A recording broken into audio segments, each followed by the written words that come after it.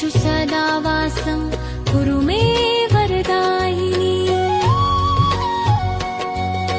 कमलासन समारूढा चन्द्रकोटि समप्रभा शङ्ख चक्र गदा पद्मा शान्तिदायिनी सर्वदा।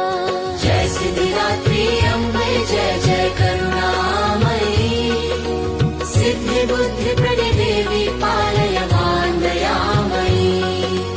देवगन्धर्व सिद्धैश्च वन्दिते ते पदाम्बुजे भक्तवत्सले मातः त्राहि मा दुःखसागरे। त्वं जगत्कारणं देवी त्रिगुणात्मा सनातनी ब्रह्म विष्णु हरौ स्वरूपा शक्तिरूपा निरञ्जनी।